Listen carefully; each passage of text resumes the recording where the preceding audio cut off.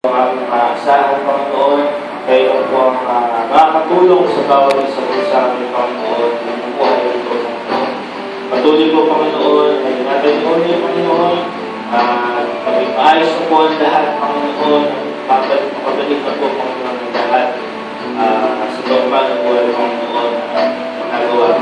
Patuloy, Panginoon, patuloy niyo ito, Panginoon, dalangin po namin, Panginoon, sa Panginoon. Patuloy po, Panginoon, sa aming mga member, Panginoon, sa mga sa bahay, Panginoon, patuloy po, Panginoon, sa mga dito, sa Diyos ngayon. Patuloy po, Panginoon, patuloy na maitaas po namin, Panginoon, at mawagilan.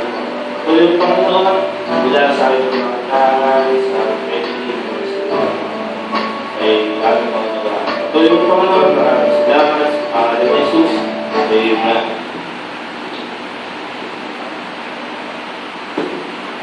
Please.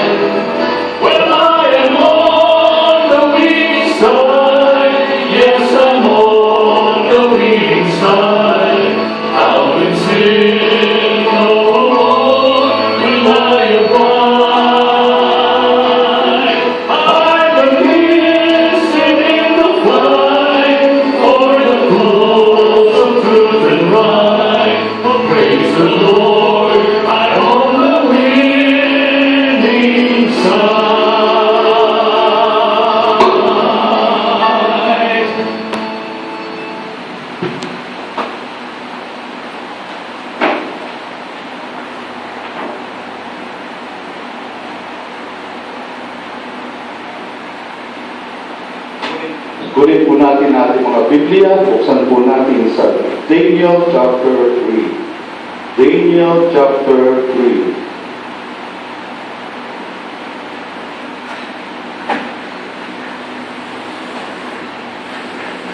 Okay, tayo po tayo lahat.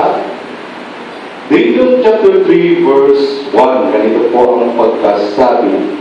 Nebuchadnezzar, the king made an image of gold, where height was 60 cubits, and the breadth thereof 6 cubits. He set it up in the plain of Dura and in the province of Babylon. So nagtayo po, nagpagawa po si King Nebuchadnezzar ng isang Diyosa na napakalaki at napakataas. Verse 2, Then Nebuchadnezzar the king sent to gather together the princes, the governors, and the captains, the judges, and the treasurers, the counselor, the sheriffs, and all the rules over the provinces to come to the dedication of the image which Nebuchadnezzar the king had set up. Pinatawag po yung mga mahalikang tao. Then the prince, the governors, and the captains, the judges, the treasurers, the counselor, the sheriff, and all the rulers of the provinces were gathered together unto the dedication of the image that Nebuchadnezzar the king had set up. They stood before the image that Nebuchadnezzar had set up. At sila nakapaligid, nakatayo doon sa rebultong pinagawa ni Nebuchadnezzar. Then an herald cried aloud, To you it is commanded, all people, nations, and languages, aloud shall be, with might it shall be they command. So, umaling trumpeta, sinabi, merong utos na binibigay sa inyo. Verse 5, that at what time ye hear the sound of the comet, flute, harp, sackbut, psaltery, dulcimer, and all kinds of music, ye fall down and worship the golden image that Nebuchadnezzar the king had set up. So, pagka narinig yung tinatawag na mga awitin, kung hinaharoy, pagka narinig yung mga sinasabi mga awitin, ay kailangan lahat kayo ay sasabel. And whose falleth not down and worship shall become or be cast into the midst of burning day furnace. Ang hindi sumamba, lahat sila ay susunugin o puputol-putulin at susunugin. Verse 7, Therefore at that time when all the people heard the sound of the comet, flute, harp, sackbut, psaltery, and all kinds of music, all the people, the nations, and the languages fell down and worshipped the golden image that Nebuchadnezzar the king had set up. So lahat po, lumuyukod, sumasamba. Verse 8, Wherefore at that time certain Chaldeans came near and accused the Jews. Yung mga Chaldeans po, nagsipsip po kay Hari Nebuchadnezzar. Verse 9, They spake and said to the king Nebuchadnezzar, O king, O live forever, mabuhay ka hari. Thou, O king, thou hast made decree that every man that shall hear the sound of the cornet, flute, harp, sackbut, psaltery, and dulcimer, and all kinds and music, shall fall down and worship the golden image. So, ibig sabihin, di ba inutos mo lahat sasamba pag tumugtog yung mga tugtugin? And whoso falleth down and worship, that he should be cast into the midst of a burning fiery furnace, yung hindi sumamba, pagpuputol-putulin at susunugin sa hulungang apoy. Then there are certain Jews, merong mga Hudyo, whom thou hast not set over the affairs of the province of Babylon, Shadrach, Meshach, and Abednego. These men, O king, have not regarded this. They serve not the gods, nor worship the golden image which thou hast set up. Hindi sumamba to mga Hudyo na ito na binigyan mo pa naman ng posisyon. Verse 13, Then Nebuchadnezzar in his great fury commanded to bring Shadrach, Meshach, and Abednego. Then they brought these men before the king.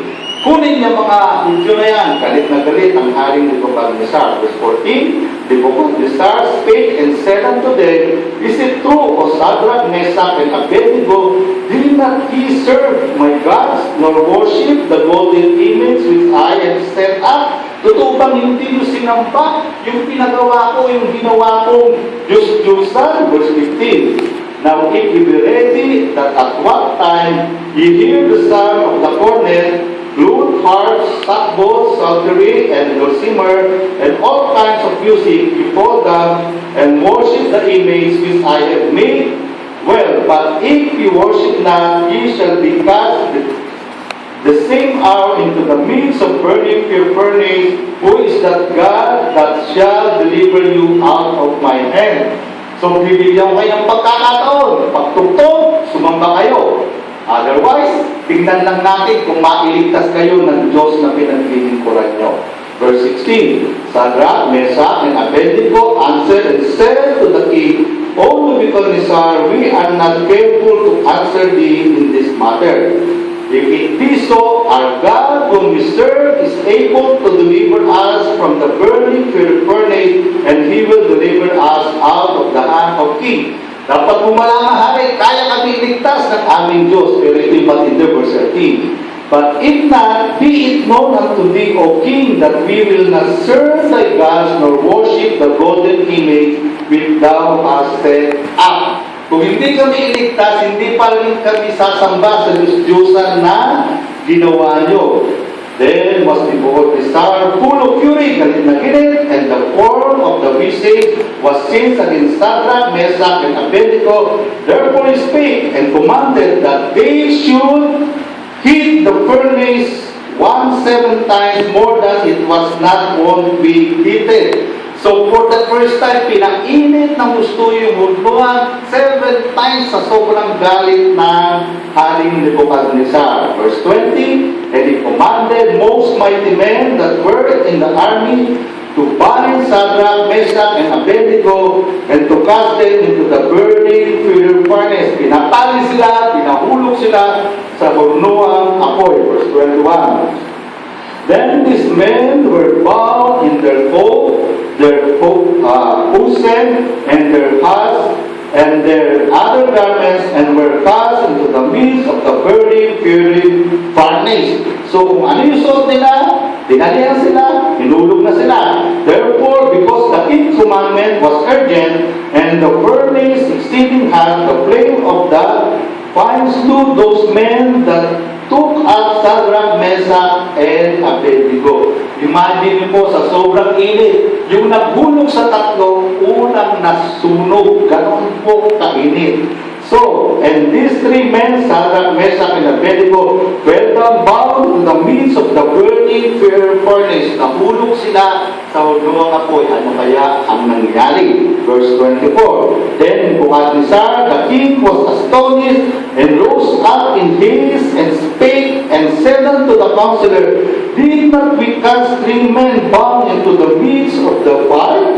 Then answered and said unto the king, True, O king. Nagulat yung Haring Nebuchadnezzar. 3 lang yung hinulog niya. Sabi niya, di ba 3 lang yung hinulog natin? And verse 28, he said, No, I see 4 men, naging 4 na sila, walking in the midst of the fire, and they have no hurt, hindi sila nasaktan o nasunog. The form of the 4 is like the Son of God. Naging 4, may kasama na sila, at ang sabi, mukhang anak ng Diyos. Verse 26, Then Nebuchadnezzar came near to the mouth of the burning furnace, and spake and said, Shadrach, Meshach, and Abednego, ye servant of the Most High God. Ang tawag niya, servant of the Most High God. Come forth, halika kayo dito, and come hither.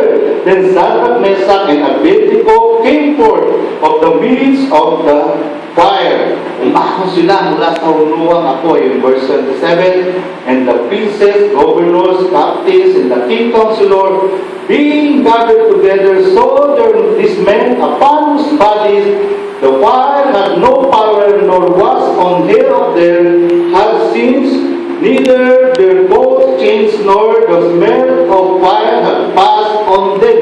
Maraming witness, mga mahalikang tao, kapag-aho nila, hindi man lang nangamoy sunog. Then Nebuchadnezzar spake and said, ano sabi ng hari? Blessed be the God of Shadrach, Meshach, and Abednego, who has sent his children, angel, and delivered and the servant that trusted in him. Nagpadala ng angel, niligtas yung mga lingkod na nagtitiwala sa Diyos, and had changed the king's word and yielded their bodies that they might not nor worship any God except their own God. Wala nang ibang sasambahin. Biglang nagbago yung salita ng hari ni Nebuchadnezzar, kundi yung Diyos na sinasambala ni Shadrach, Meshach, and Abednego. Amen for that. Verse 29, therefore I make a decree that every people, nation, language, which speak anything amiss against the God of Shadrach, Meshach, and Abednego shall be cut in pieces, and their houses shall be made a dunghill, because there is no other God that can deliver after this sort. Baliktad na. Nagbigay na siya ng decree. Pag may nagsalita ng anumang pangit sa Diyos ni Shadrach, Meshach, at Abednego, pagpuputol-putulin at yung bahay gagawing dumihan. Diba? Para magiging CR. Yun po yung magiging parusa. Kasi sabi niya, walang ibang Diyos ang makapagliligtas na gaya ng ginawa ng Diyos ni Shadrach, Meshach, and Abednego. And verse 13, the king promoted Shadrach, Meshach, and Abednego in the province of Babylon. Hindi lang promoted na positionally, kundi pinagpala po sila, ang ibig sabihin doon. Dahil po, ang pamagat po ng mensahe ngayon ay worship, pagsamba. Shall we pray? Dear Lord and Father, again, thank you for this wonderful privilege. Once again, makakasamba kami. Salamat po sa pangalan ni Jesus. Amen. Ang theme po natin this month is winning side. Winning side. So, pag sinabi po winning side, it does not necessarily mean na kapag nasa side ka ng Panginoon, wala nang mga crisis, wala nang circumstances na nakakatakot, or ibig sabihin, wala nang panganib ng pagdadaanan. So, kung babalikan po natin sa verse 2, di ba, sa verse 1, sabi ka ron, Daniel purpose in his heart that he will not defile himself. At dahil doon, nag-excel sila among doon sa mga matatalinong tao. Sa chapter 2, okay na sila. Dahil pumanig sila, nanindigan si Daniel sa gusto ng Diyos, pero biglang na naginip si Hari Nebuchadnezzar. So pinatawag lahat ng mga panta. Sabi niya, hindi ako matahimik. Gusto ko i-interpret niyo yung panaginip ko.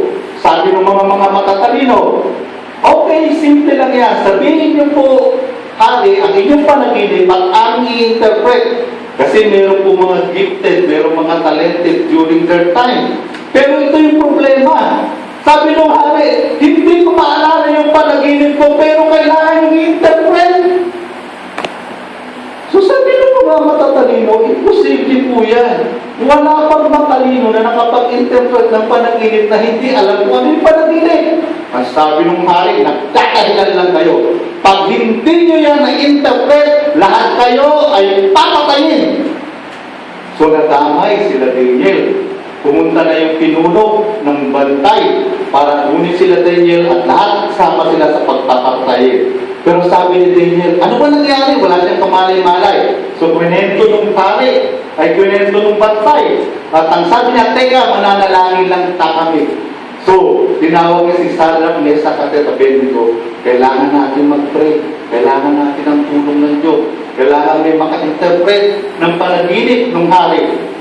So, to make the story short, na-interpret ni Daniel yung panaginip ng Hari. Because of that, na-promote na naman, pinagpala si Daniel, at pinakausap niya si Shadrach, Meshach, at Abednego, ma-promote din. Magkaroon din ng tungkulin. So, hindi ko alam, after this thing na mapatunayan niya na ang Diyos ni Daniel ay ang tunay na Diyos, itong Nebuchadnezzar na hari na to, ay nagpatayo ng isang mataas na rebulto para yung nasambahin. Hindi ko alam dahil sa panaginip niya na in-interpret, nagkaroon ng isang malaking rebulto.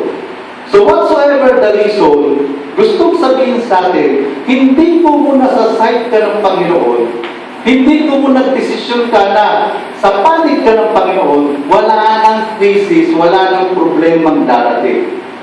So, okay na sila, biglang dumating to na muli ay susukatin ang kanilang tinatawag na katapatan sa ating Panginoon kung saan talaga sila na kapanig. So, But this morning, pag-aralan po natin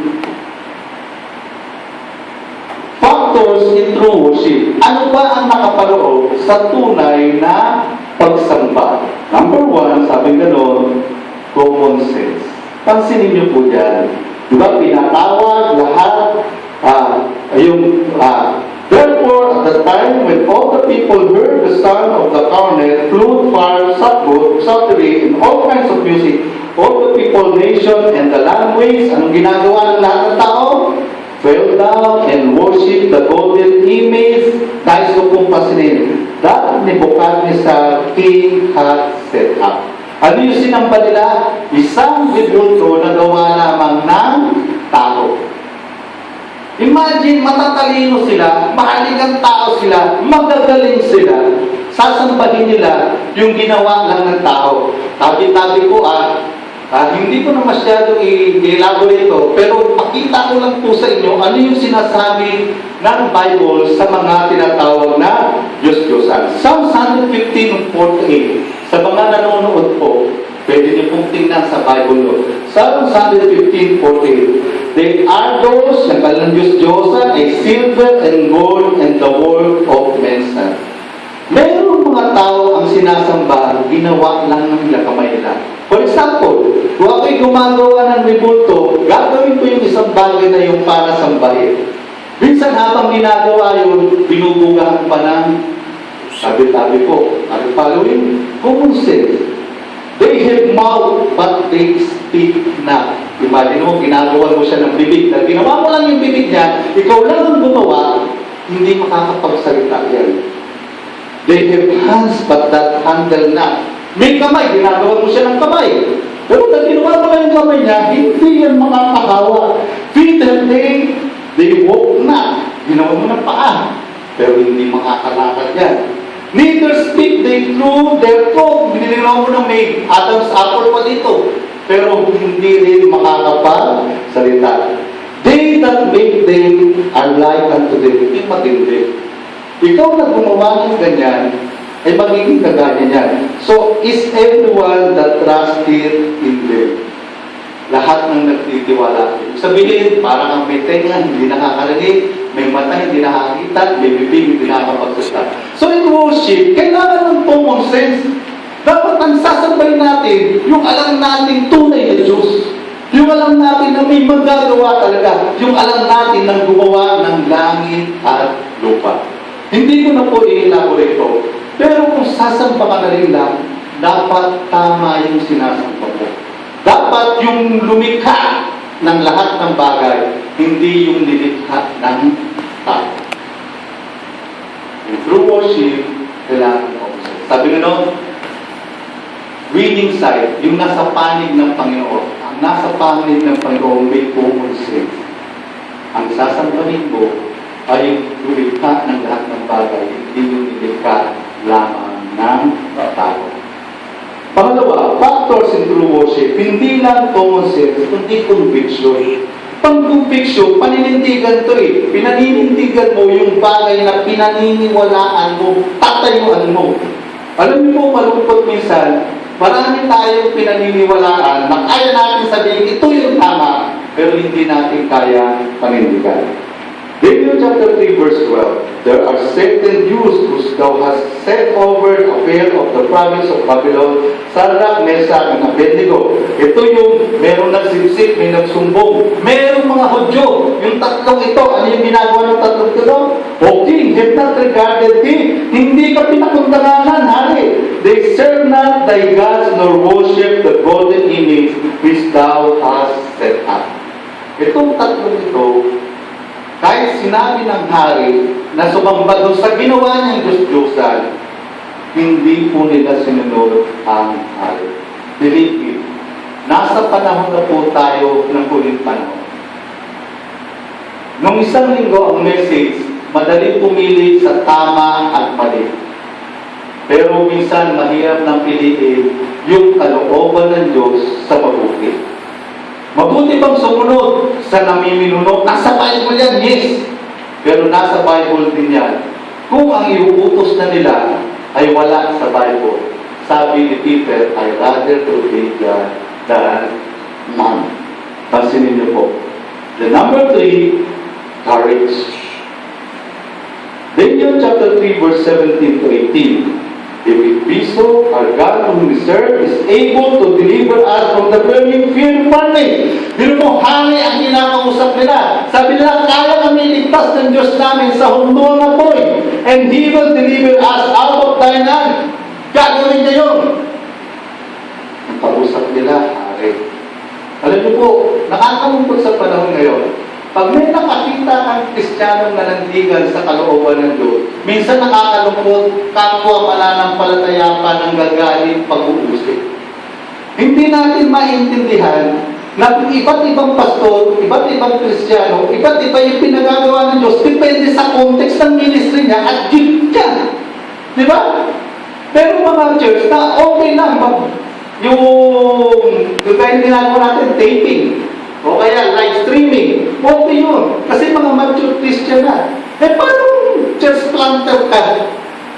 Ang taong pinaglilingkuran mo ay mga bago pa lang. Pwede ba yung live streaming? Hindi. Di ba?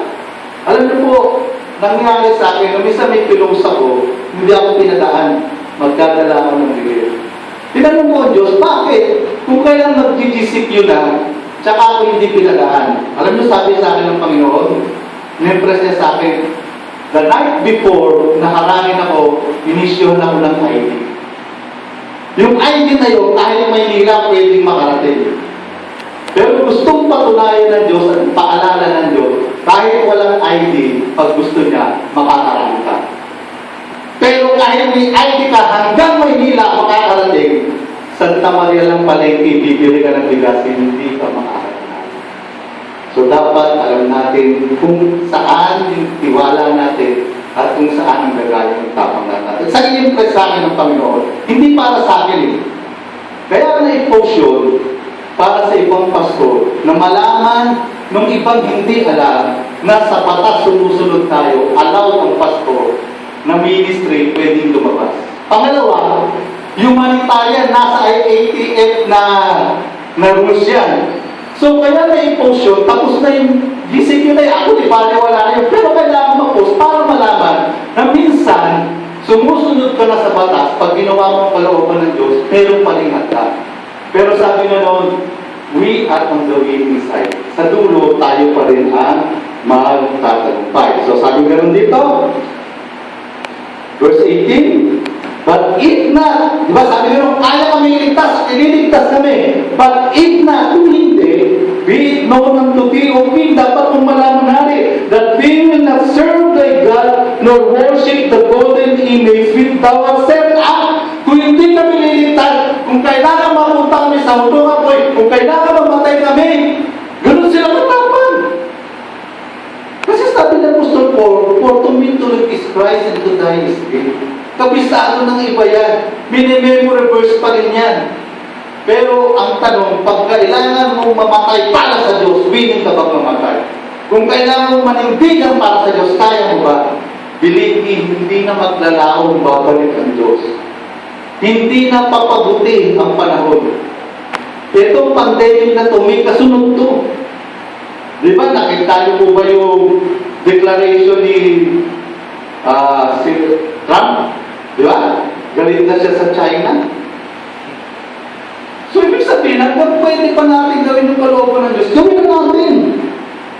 With consideration. Di ba? Naingatan din natin yung tumatalo sa atin. Ano natin yung mga pag-iingat na dapat gawin. So, pang-apat, sabi nyo nun, ulit. Yung kulit dito, yung kakampi, yung tutulong sa'yo. Ang true worship, dapat alam mo kung sino ang kasama mo. Kung sino ang tutulong sa'yo. Nakita niyo po ba yan? Then, Nebuchadnezzar, the king was astonished. Nagtaka siya. And rose up in haste, nagmamatay at sinabi niya sa mga counselor, hindi ba, did not we cast 3 men bound into the midst of the fire? Tatlo lang yung inulong natin. Sabi ko lang, ano ba nangyari? They answered and said unto the king, oo, totoo po, tatlo lang minulog natin. Ano yung pinagtaka ng hari? They answered and said, no, I see 4 men. Naging 4 yung tatlo. Ito yung matindi. Walking the midst of the fire and they had no hurt. Hindi man lang nasaktan yung 4. And the form of the 4th is like the Son of God. Yung pang-4, mukhang anak ng Diyos. Ang true worship, dapat nadadama mo ang presensya ng Diyos. Dapat alam mo, kasama mo ang Diyos. Dapat alam mo sino ang kakampi mo. Kasi merong pagkasadyado, lagi kong sinasabi, parang bibingan niya puti, maganda. Pero ang loob ulo. Pagkasadyado, parang panalo ka, lamang ka, parang napakadali. Pero ang dulo niyan, hindi mo makakampi ang dulo. Ang dulo niya kapamaran. Pero pag sa Diyos, parang ang higilap sa una. Parang talo ka sa una. Parang hindi practical sa una. Pero ang dulo, diba? Alam niyo po, ite-testify ko palagi, nung magsimula 3 months ago, dahil lang sa isang taong naabutan ko ay ulam ay toyo. Dahil sa isang tao na lumabas ng kinalunisan, kasi 3 araw hindi nakalabas si Ranjit, lalabas siya ng Lunes, paglabas niya, lockdown, naisip ko ano yung kakainin niya at ano yung kakainin ng dazing na mga tao na kagaya niya. Wala tayong hawak na pera kundi yung 6,000 na pera ng misyon. Doon pa sa misyon natin, sa doon may pera eh. So, sabi ko, ito ang una natin gagamitin. Pero sabi ko kay Lord, kung ayaw niyong galawin yung misyon para sa mga mahihirap, huwag niyo akong tulutang magkasala. Kasi gusto ko lang naman gawin yung kalooban niyo. So the rest is history. 3 months na i-provide ni Lord. Pagkatapos, yung sa misyon, provide niya pa rin. Kasi mahalaga sa Diyos, yung missionary at yung mahihirap. The rest is history. Kung paano natin nagagawa, ay 2, 4, 5, 5 lang tayo dito. Tapos dito sa atin 3 lang yata o 4 lang yung nag-ooperate. Hindi naman mayayaman. 1,000, 2,000, o 3,000, pinakamalaki. Wala pa yata 3,000. Pero may pagpalit natin lahat yun. Ito yung matindi. Sabi ko na isang linggo, siguro ituloy ko hanggang June by faith yung sa isang lugar sa Quezon, yung 60 mahigit, tsaka yung sa Batya, so 70 na mahigit. Pero yung nag-propose na, Pastor, wala kaming gatas, wala kaming makain, titigil ko na. Kasi hindi ko na alam kung saan manggagaling eh. Nakalimutan ko mula sa pool, hindi ko na alam kung saan manggagaling. Ano yung nangyari? Nakatagis kami. So nakatagis kami ng kotse, aatras kami. So problema yung ibabayad ko doon. Sabi ko kay Lord, pag hindi ako siningil, yung ibabayad ko dapat, ibibigay ko pa din sa Lord. So, hindi ko pa alam kung ano mangyayari, pero alam ko, kasi, paminsan-minsan kahit pastor, hihinahin yung pananampalataya mo di ba? Pag pinenta ko kasi, kung iniipon ko yun, ipon ko na. Kadamihan itong pinagbentahan ng tuta. Pero ko na dapat yun, pagkatapos ng quarantine, naipon yung kuryente, naipon lahat yung mga bills, saan ko kukunin yun? Ba't ko ba tinatanong yun? Di ba matapang ako na ililigtas ako ng Panginoon, tutulungan ako ng Diyos? Di ba matapang ako, kung hindi ako ililigtas ng Panginoon, so be it! Pero alam naman natin, pag nasa winning side ka, yung nakakaranas ng kwentong may kwenta, dadaan ka sa pagsubok, mag-decide ka na piliin yung gusto ng Diyos. Kahit mahirap, kahit lugi ka, kahit parang dapat, ipon mo na yun. Pero, saan pa nanggaling lahat? Nangyayari naman minsan, namamatay lahat yung tuta, walang benta. Diba? Nangyayari naman, yung hindi na nagbigay sa'yo, nagbigay ngayon. Na iniisip ko, bakit nagbibigay ito? Nung pakialam niya, hindi mo naman miyembro to. O yung pamangkin mo, bigla na lang nagbigay. So makita natin dito, ang true worship, kailangan, alam mo kung sino katulong mo yung Diyos.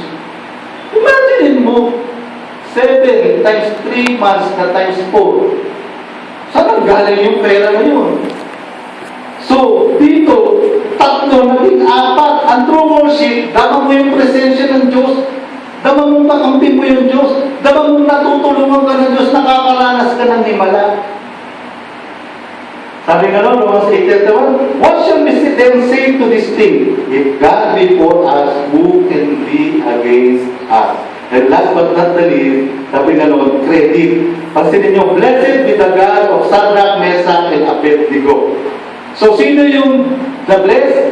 Yung God ni Shadrach, Meshach. They might not serve not nor worship any God except their own God. So, ang credit, hindi kay Shadrach, Meshach, and Abednego. Ang tunay na worship, ang nabibigyan ng glory ay ang ating Panginoon. Yun yung true worship. Again, factors in true worship, common sense. Dapat alam mo kung sino dapat salve. Conviction, tintingan mo yung pinaniniwalaan mo. Colleagues, huwag kang natakot na gawin ang kalooban ng Diyos. Colleagues, siya yung kakampi mo, mararanasan mo yung kwentong may kwenta ng kasama mo Diyos. At ang credit at tae, hindi ako magaling. Hindi ako magaling. Wala siman sa atin na magaling. Ang glory ay sa Panginoon. Again, gaya ni Shadrach, Meshach, and Abednego, being in the winning side or in the side of the Lord does not necessarily mean na walang crisis, walang problem. It only means that at the end, you are in the winning side. Shall we pray? Dear Lord and Father, thank you Lord for the word that you have given to us. As we bow our head and close our eyes, sana sa sandaling ito, sa mga Kristiyano, mag-decide tayo. Nasa last days na tayo. Hindi basta sa mabuti o sa madali tayo papalit, kundi sa ating Panginoon. Because at the end of the day, when we are in the side of God, we are in the winning side. Sa mga hindi pa tiyak ng kaligtasan, alam niyo po ba, at the end of the day, wala nang pinakamagandang desisyon na nangyayari sa iyo ay yung matiyak mo ang tinatawag na langit na bayan. Kung hindi mo pa tiyak na ikaligtas, gusto kang iligtas ng Diyos ngayon. Gusto ka niyang maging sa panig niya. Pwede bang sumunod ka sa panalangin, sabihin mo, Ama, inaamin ko po, ako'y makasalanan. Patawarin niyo po ako, binubuksan ko ang aking puso,